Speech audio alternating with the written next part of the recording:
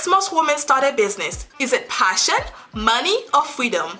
Welcome to Female Founders, the podcast that takes you behind the scene with women who are founders and CEOs to help you start and scale a successful business of your own. I am your host, Nagelia de Ravine. Hello everyone, welcome to another episode of Female Founders. Today we have the pleasure of speaking with Kyra Mitchell Lewis, a marketer by day, creator by night, and big dreamer with an imagination like you have never seen. With more than 20 years of experience in the marketing and communications industry, Kyra has a passion for helping others and elevating the voices of women.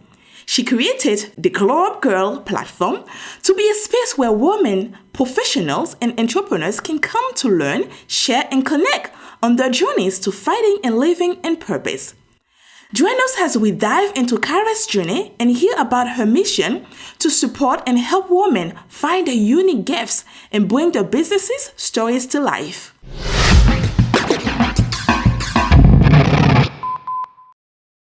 Hi, Kyra. You are a marketing professional and owner of Glow Up Gyrl. I'm thinking that's how you say girl, the last part of it, right? Yes. So, which is a space to share, support, and amplify women's voices.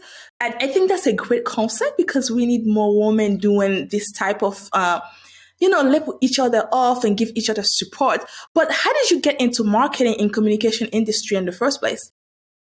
Yeah. Well, first off, thank you so much for having me on the show.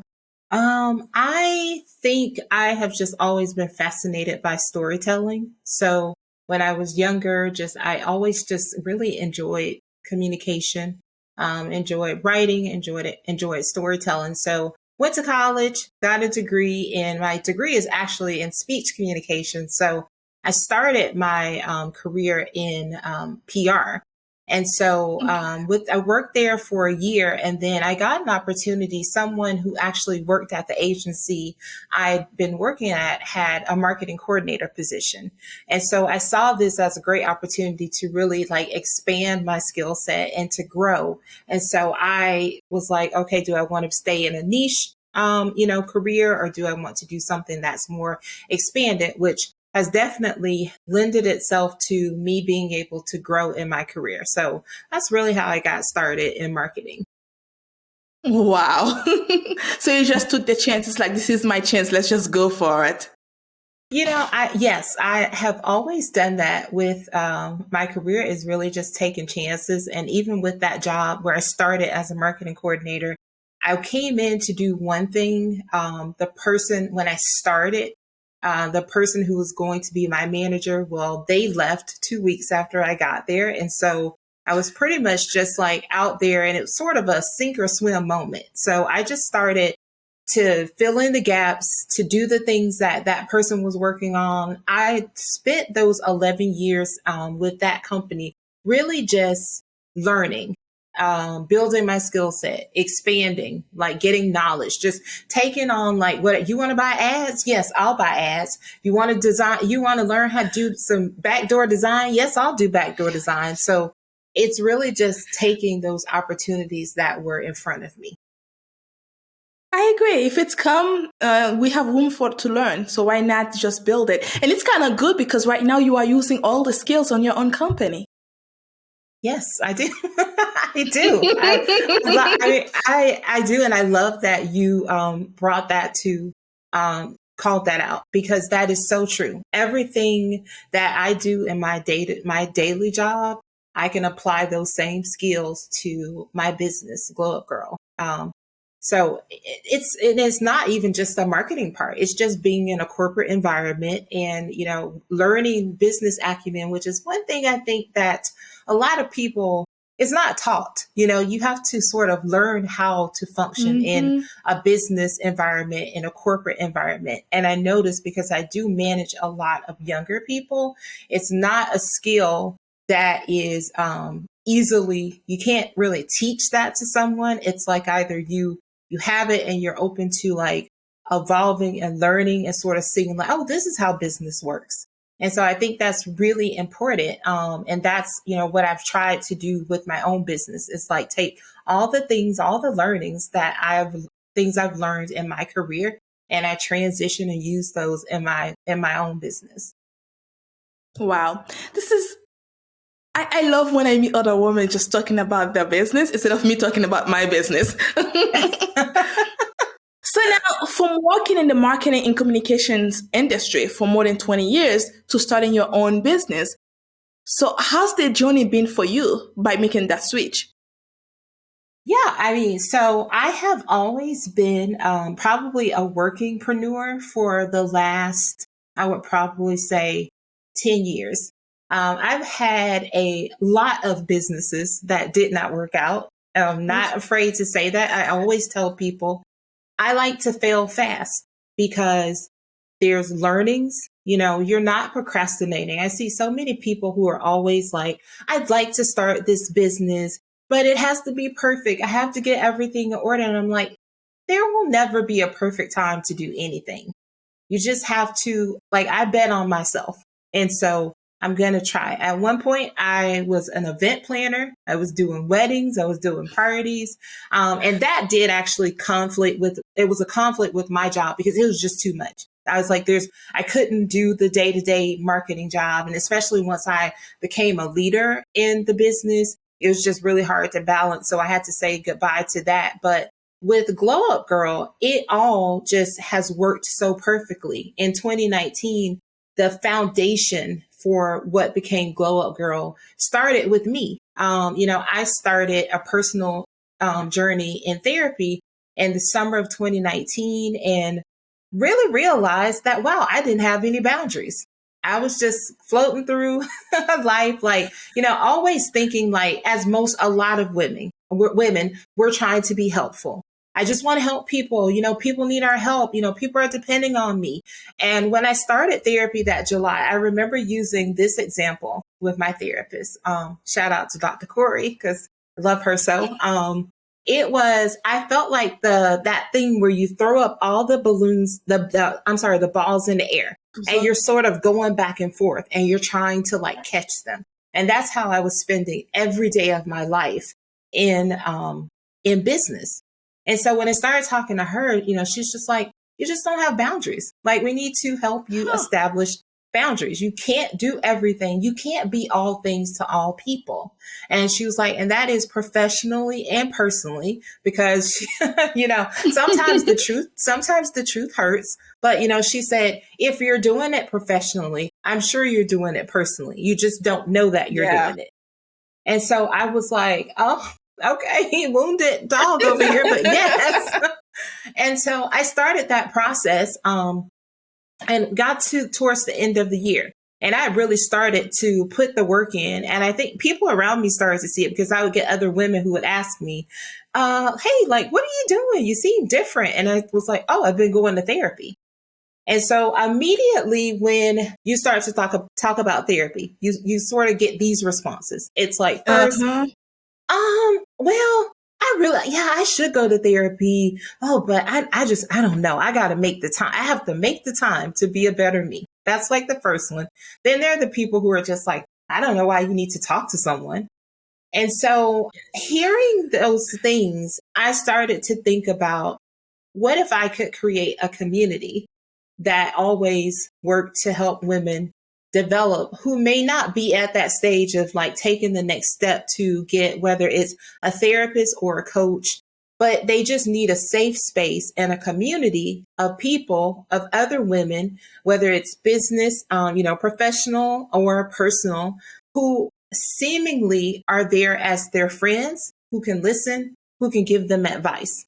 And so in December of 2019, Glow Up Gyrl was formed in my head. And so I started to lay that foundation. And when I first was going to launch it, I was going to launch in May of 2020.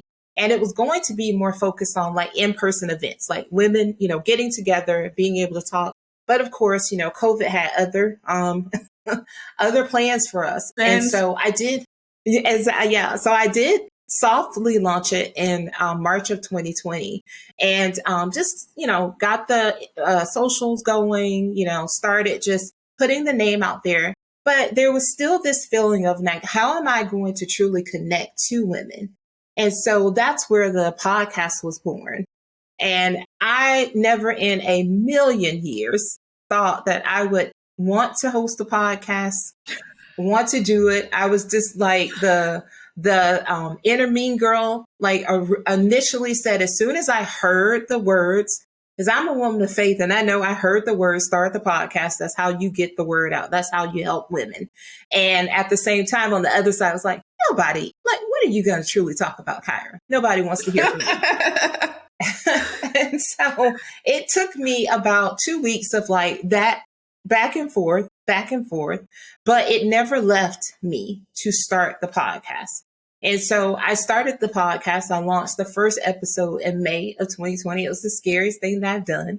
It was probably like the worst episode of all the episodes. It was so poorly produced, but it was great content because I had a really amazing guest on, and I just went from there. And it started to like reach out to people. I was shooting my shot everywhere. I was like, I'm asking this person. And then, before long, people were coming to me to be a guest. And I mean, that is an incredible feeling to be able to put out content, as you know, to put out content that people are excited about or that people look forward to, getting every week. And so I have been doing the show now since May of 2020. I'm in season 3 now. And I've expanded it. One portion is all about like inspiring guests and talking to people who actually bring tangible information to my audience. I don't want anybody to come on my show and say, I had a great idea and I just quit my job the next day. I want people to talk about the journey of how they got there. And then the second part is last year I started the career series, which allows me to focus on career specific topics, and it allows me to share my own personal stories and all of my all the things that I've experienced in this professional life with my audience as well. So it's been it's up and down every day, as you know, as an entrepreneur, right? It's no 2 days are the same. I'm really blessed and fortunate that I love the day job that I do. I work as a head of integrated marketing for an e-commerce company, so I get to work with some wonderful people. I also get to work with people who celebrate entrepreneurs. So it's really amazing to be able to like do the thing that I love, marketing, and then also do the thing that I love, which is helping women to discover who they are and to elevate themselves. You give them a space. I love the idea of how you get started, because you yourself, you start growing yourself up. When you see yourself growing up, you felt like, okay, it's not just me that went through this. Other woman is going through it right now. How can I help? So I think that having it online, even instead of being in person, is even better, because you can reach way more women online compared to on your local neighborhood, like within your state itself. So it was the best decision. Don't get me wrong, COVID made the decision for you, but it was the best decision COVID could have made for you. So I agree. So have it online. And also I check your social media and also your website. You have a lot of other women that you work with, providing even with the career part of it as well, because as women, we suffer with that a lot. And especially when we juggle so many different things. We are mom, we have parents that's getting older, we have this, we have that. So it's a lot we are doing sometimes. And a lot of time we don't know when to say no. And that's one of the things as women, we suffer a lot. We don't know when to say no. It's like, I can help you with that. Yes, I can help you with that. And at the end of the day, we have a bunch of things to do. And then we forgot we didn't even eat the whole day. So so I can understand how I see where your idea come from.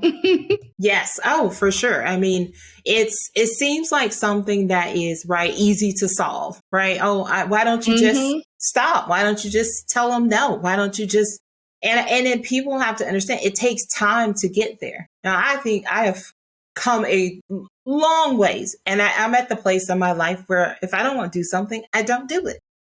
I say no. I say no to things. I make the choices for me that I want to make that are going to be best for Kyra's life and not somebody else's life. And I think that's really important, like you said, and especially in the career front, and which is why I have, developed this focus on career coaching is one is because I find a simple joy in managing and leading women and being able to help them discover that unique thing about them.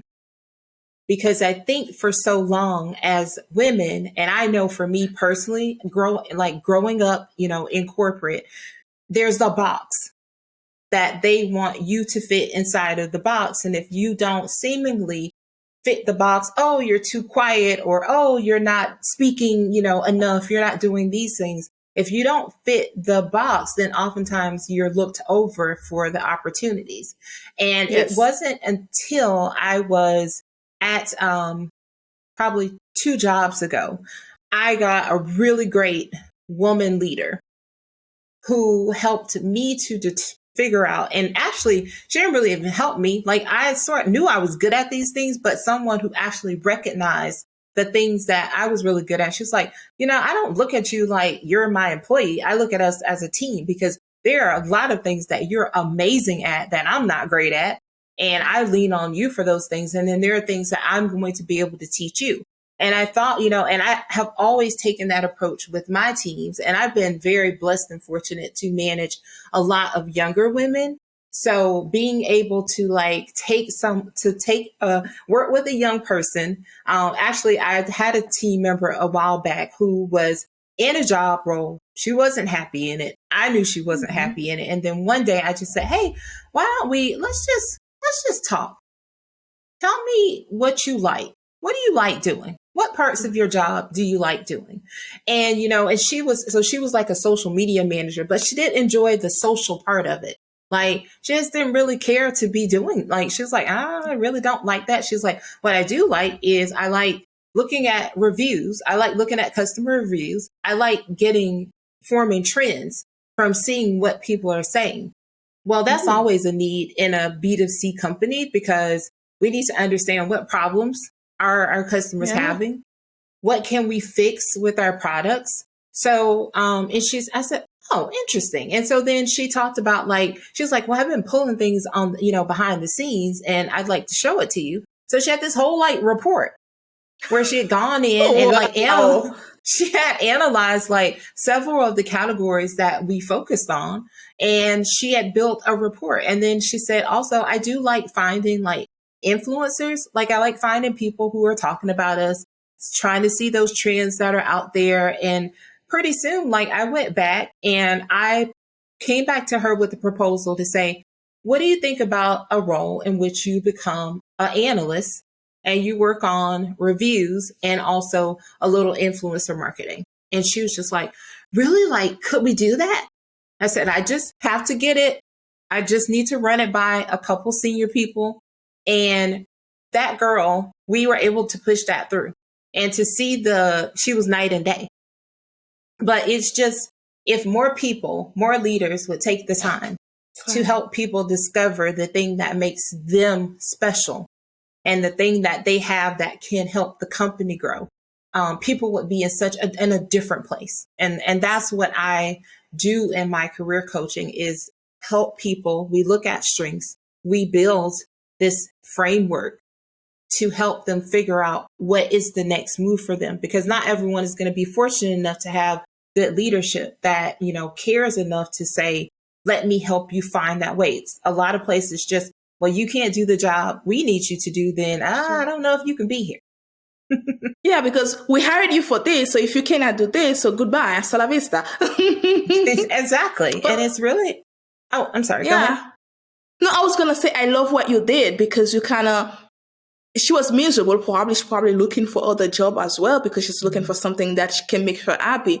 Now you get to keep her as an employee, and also she gets to be happy with what she does every day. Exactly. So yes. Yes. And I think, and a lot of, Go ahead. I had a lot of people, I had a lot of people telling me for a really long time, like, why don't you just coach? Why don't you become a coach? Why don't you become a coach? And I kept saying, I'm not a coach. Like, I can't coach anybody. And so, and my coach, my own coach even said this to me. And so it wasn't until like late last year that I realized, wow, like, this is something I'm good at. I do enjoy doing this for people and helping women. And I think you need more of that, because I think a lot of times people just think, oh my gosh, I'm fed up. I need to get a new job. And then they just go on this like mission to find. And then sometimes you end up in the same scenario, because what we have to realize is that, yes, a lot of times it may be the organization that you are in. It may be the management or the situation, but we also have to like look at the barriers to success and where we play the role too. Because I often say that sometimes it's not always them. Sometimes we play a part too. And it's really important to like be able to map that out, just so you can sort of see, like, you need to have all the pieces and parts before, because if not, then you're just job hopping. I've had a lot of longevity in my jobs, probably more so than like people today. Every time when I'm like, yeah, I was here for 11 years and then I was here at this place for 5.5, like 5.5 at another job. And I'm like, because I think as employees, you owe it to yourself and the company at least to give them a year. Yes. I think you owe that, to yourself, because you don't know. I mean, a lot of times it's like, it takes us a year to really fully acclimate into a role. And so it's important to just have an open mind, to also be very transparent with your managers and your leaders. And I know that's not always as easy when you're younger in your career. So I think that I can, really help people to sort of phrase those things in a way that it doesn't come off as like, oh, you're just being like, like, oh, I'm entitled to something. But no, it's just, I want to have an honest conversation. And I know, like, at this point in my career, my manager is the CMO of our company. So we have real life conversations all the time. I actually just started with the company last May. So I'm not quite at a year yet. But when there were moments, as I have been transitioning, that, maybe I see something, I'm like, I don't know. I'm able to have a conversation with him. I'm able to have an open conversation, which I appreciate. And then we're able to talk through it. And I'm like, okay, yep, that makes sense. And I'm good. So instead of me like getting myself all wound up and being like, I'm out, I'm leaving, it's time to go. I quit. But exactly. And I think like we have to, because I think there's growth opportunities in every opportunity that you take, whether it turns out to be a good one or a bad one. There are things that we can take away that will help us in our next opportunity. It's just pretty much what you are saying is allow yourself to learn something where you are right now, because there's something to be learned. It's just you have to allow it to happen. Exactly. So now with a Glow Up Girl, so can you tell us about the services that the company offers? Yeah. So right now, like I mentioned before, we have career coaching. It's called Glow Getter Coaching. So it's a 4-month program that I offer. And it will allow for you to, the first thing I'll do is we will talk about your strengths. So I give an assessment that allows me to see like where you are. What are you good at? And then we have like a 75-minute session where we talk about what are your goals? Because I like to look at people in 3 buckets. Like there's one, you are ready to elevate, where you are. I'm here. I want to grow. 2, there are people that are like, I like where I am, but I need to figure out like, what is the path for me? And then 3rd, there are those people who are just like, nope. I don't know that this career is it. I definitely know this company isn't it. And I want to figure out what to do next, how to transition myself to a new career. And so we start, so understanding where you are, and then looking at your strengths. Then we build a framework that we work on together that takes you through the path that I want to elevate. Well, let's talk about how to get you promoted. And so we walk through that, and, there's the accountability of the client to, because a lot of times people like, it's not your coach's job to like hold your hand through every step. It's the coach's job to hold you accountable. You have to maintain the motivation to get there. But I will be there every step of the way as a cheerleader, as a listener, as the accountability partner, as well. And so, so that would be the next step. And then once we get the framework built, then you have, there's monthly, private monthly calls, and then our good friend Voxer, unlimited access to reach out to me, on Voxer. And one of the things that, the reason why I thought it was a good time for me to do this is because I'm also in the journey. I'm not just somebody who's out here coaching people. I have a career. Like I'm working every day in the professional world.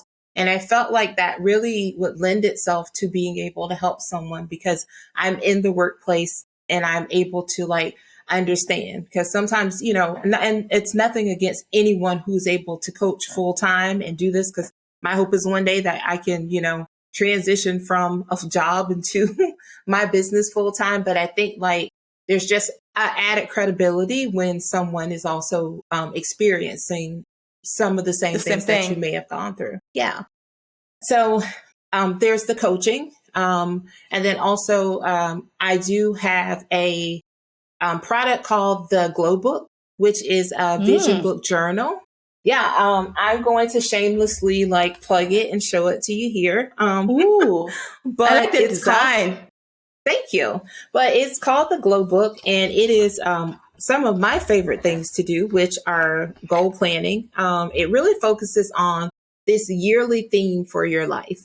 And I think a lot of times we like focus on like, you know, we have goals, which you have to have goals that support your theme. But I think when you look at your totality of like life, business, professional, personal, how do you want that year to come into vision? So for example, mine is simple joy. I want things to be simple this year. I want to find joy in all things that I'm giving of myself to do. And so it helps me to align that. And then there are different prompts, you know, like what goals do I need to do, you know, to set to meet that. There's goal planning as well. There are also vision. I love a good vision board. So I wanted it all in one place. So there's a vision, there are vision pages. Ooh. As opposed to having like the board on the wall, I have all my things in one place. And then there are also Glowformation prompts. So, you know, things like I feel most confident when. So there's an opportunity for you to write out prompts. There are a few Glowformations in the back that are just that we already just wrote. And then, but it was something that like, as a person who loves planners, journals, stationery, all those things, it was just something that I felt like was really good to bring to my audience, to have everything in one place. So it's the Glow Book. You can find it on our website. It's only $20. And you can use it throughout the year. It's not time bound. So you can use it in 6 months. You can use it because I like to look at my goals. Like I like to look at my goals like monthly, but I do like to take like at mid-year, I look at my vision and say, okay, are we there? Like, how's this going for us? Do we need to change something? You know, do we need to tweak things? Because also people, you know, like if you're listening out there, you just have to realize that like, you know what? Things are fluid. They can change. You don't ever have to tie yourself to a goal or an intention. Like the same way that you are evolving every day, your goals and your plans are allowed to do the same. Exactly. But with the book, when you open it in the inside, those are stickers that they can put in there? Well, these are just stickers that I've added myself. I'm not yet. I do have some Glow Up Girl. I do have some stickers that I made, but I haven't put those like on the market yet.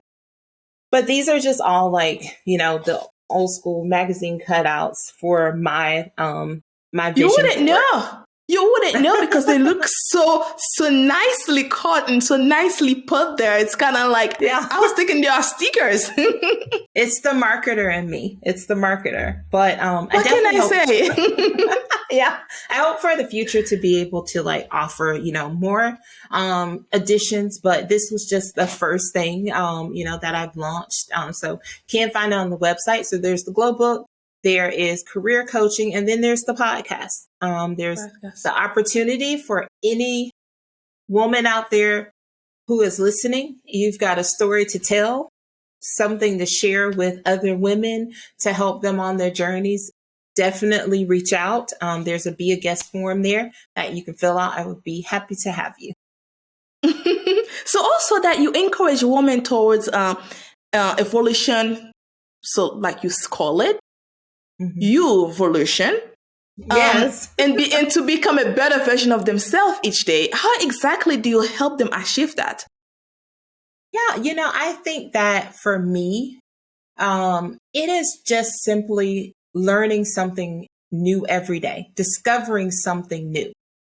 And that comes with I like to read. I like to read books. And even if you're not like a book reader, if you're you're reading your news online or you're reading books on your Kindle or whatever, it's just opening your mind to to let something new in. Like today, in one of my meetings, we were doing this exercise around these words that none of us knew the definition of. But the whole game was when you see this word, what definition would you give it? And we all came up with all these random things that all of us were wrong, for 3 words. But I was like, wow, look, I've learned 3 new words today. I've learned something that I didn't know yesterday. And I think it's really important. I always tell people, if you're not learning, then you may as well not be here. And so, and I think for women that YOU-volution can start in so many ways. It can start personally. It could just be as simple as saying, you know what?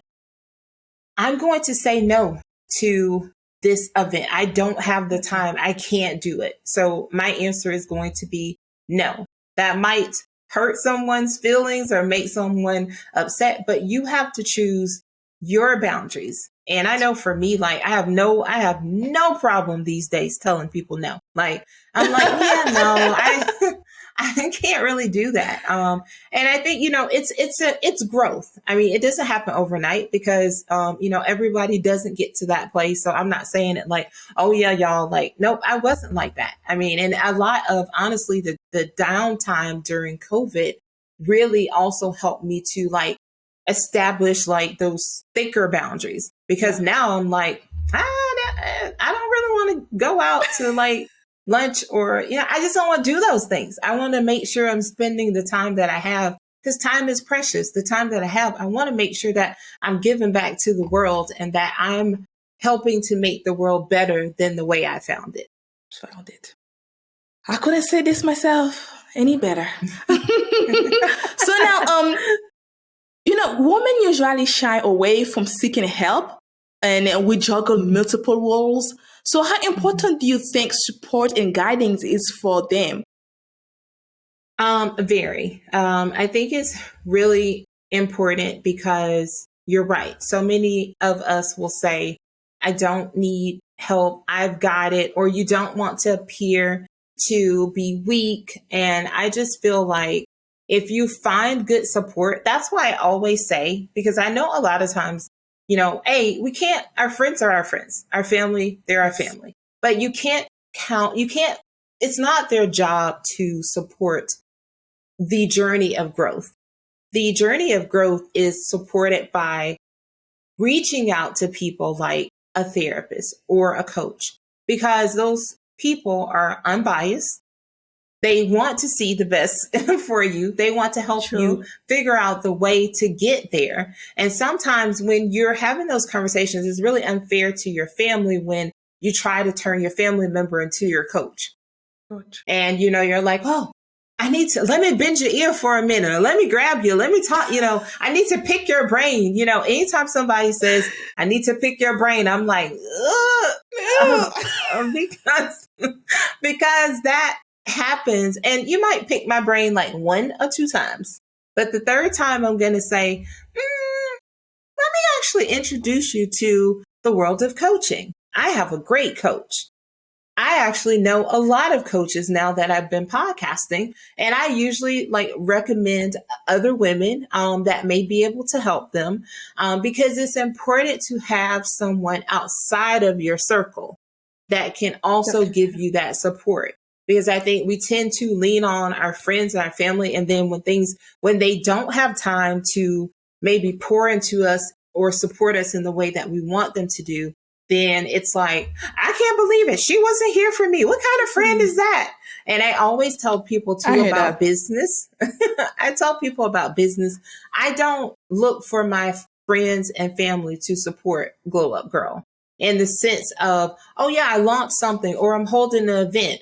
I mean, if you decide to pop in and see it, cool, great, love it, thank you. But it's important to be able to expand our circles to find new customers, so to speak.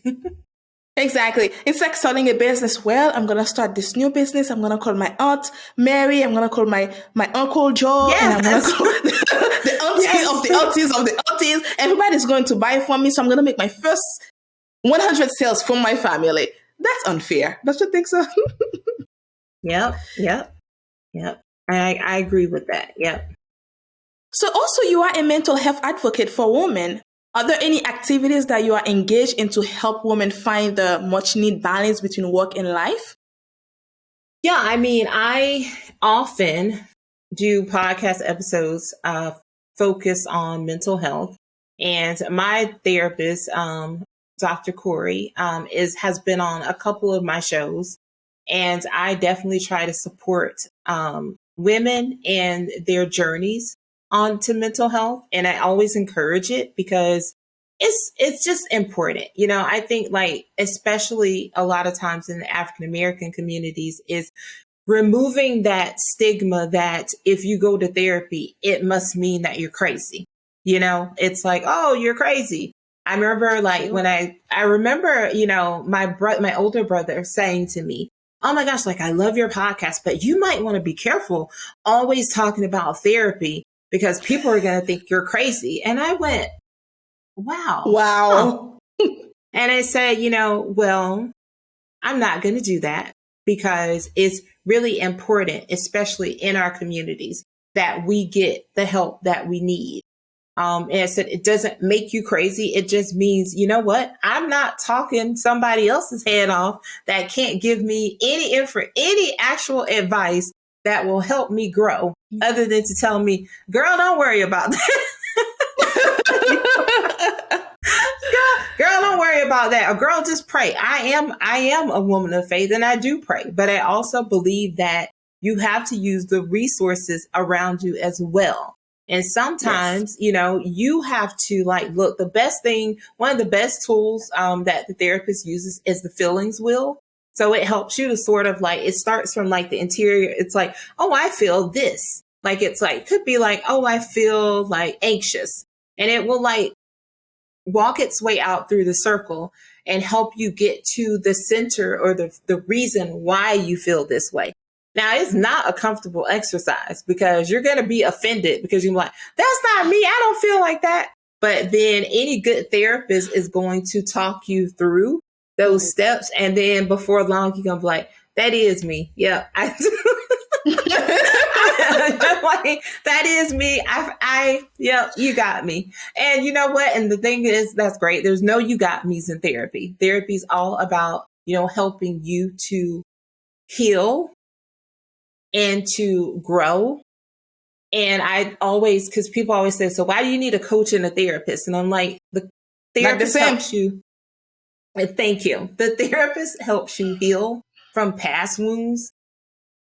And so you'll stop repeating the same mistakes over and over again. And the coach helps you to set goals for life, business, or, career, or just, and helps you to meet and elevate your life and take it to that next level. Exactly. So a lot of people don't understand the difference between the two. They're not the same. So with a therapy, it gets to be more personal compared. You can even, like you say, you can get a coach for your business, but you're not going to get a therapist for your business. So it's not, it's not the same thing. Exactly. So now with Glow Up Gyrl, do you provide your services only within the United States or do you go outside of the country? So right now I am accepting clients around the world. I actually have a lot of listeners in other countries, which is really cool. So I really appreciate that support. But from the coaching side, definitely open to taking clients that are just not US based, especially with it being virtual. That makes everything a lot easier. Like you mentioned earlier, to be able to service more people. Yes, exactly. So now we know that February is Black History Month. What has been the biggest challenge for you as a Black woman business owner, and how did you overcome that challenge? Wow, that's a great question. I think that, it's harder to make connections sometimes. I think it's harder to actually get to a place of trust, when you're trying to build partnerships. So I would probably say when I launched School Up Gyrl, I had like all these calls talking to all these people. And, when you're trying to get grants and things like that, it's just, I feel like it's a lot harder. A lot of times for women, but I think sometimes when you're a Black woman, and I think these things are sort of two in the same, professionally, if you're a professional and if you're a business owner, it's that oftentimes you have to do maybe more to showcase that, I've got it together. I hear a lot of people email me when I'm working with guests to come on my show and they're like, oh my gosh, like, thank you so much for this discussion outline. And this is so great. Thanks for letting me know what we're going to talk about, because I've been on so many podcasts where they don't do this. Or like when I, package up the materials for the show that launches, I send like tons of social graphics and clips, and I send out like all the links to the show. And it's so funny to me because it's like, oh my God, like you're so organized. And I'm like, what else would I be? I'm a professional, I'm like, I'm a professional.